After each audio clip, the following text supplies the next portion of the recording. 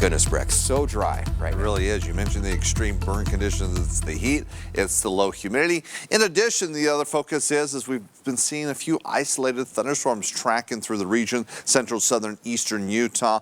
That's keeping our focus where our eye to the sky heading into the afternoon. That's a possibility today, at least throughout those same areas. Temperatures, well, it's warm. We're in the 80s. We didn't cool off too much because we had some clouds in place across northern Utah, even a few sprinkles here and there, but not a big chance of rain today, but the chance of dry lightning, definitely a focus as we're looking at hot temperatures near record breaking. Expected high in Salt Lake City today, 99 degrees. Now, yesterday we got up to 101. That's today's record. So if we get above the century mark, that'll make it day 6 so far in June that we've had temperatures at 100 or above. And of course, looking over the past week, emphasizing this heat wave, boy, it was a tough week. And again, yesterday into the triple digits where temperatures look to remain above normal here as we move throughout the weekend. And with that excessive heat warning, as we look in place, not as wide in coverage, but it's still with a focus across extreme southern Utah. But heat advisories will be in place still across the north, the Wasatch Front, again with temperatures about 15 degrees above normal.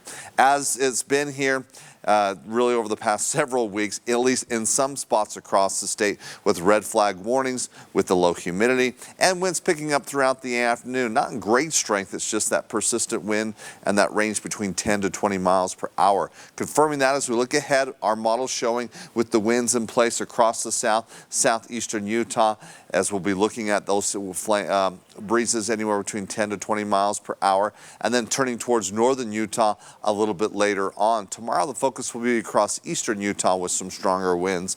But again, no big rain in sight, but the threat of isolated thunderstorms will be a chance as we're still holding on to a little bit of upper level moisture. And we've been seeing overnight some activity still making their move just east of Capitol Reef, tracking through Hanksville. Again, with these thunderstorms, the big issue will be lightning strikes and gusty winds.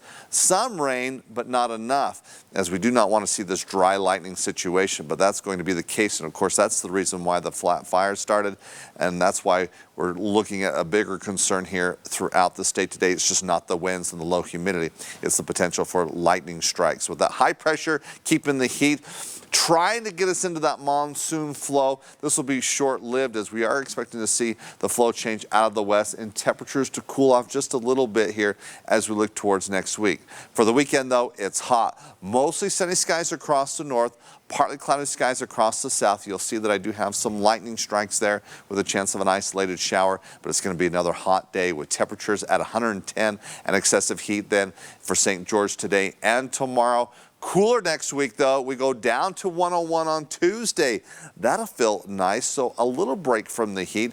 All in all, though, as you would expect for southern Utah, temperatures will remain above 100 degrees. Now, northern Utah, a couple of days where temperatures close to or at 100. It's today, a little cooler tomorrow, and then Tuesday hot. All in all, though, temperatures remain above normal, so we could say, yeah, we're still on this heat wave, but it's not the excessive heat, of course, that we saw last week. But again, trying to look at this month of June where we've got 5 days so far at 100 degrees. We could get there today. And then if Tuesday we hit it, it's day number 7, where the all-time record for how many days in June we get to 100 is 8. So that's another record I don't want to say if we're aiming for, but we got to bear through and see if that happens. That record is definitely in jeopardy. And really, is there a difference from 98 to 103? Pretty much the same thing, right? I think mentally it does. But definitely if you're out in the afternoon and you're feeling 103, 104, 107, of course, that we hit on Tuesday, you could feel that. Wow, what a week, what a month it's been. Yeah. Thanks so much, Brett. Coming up.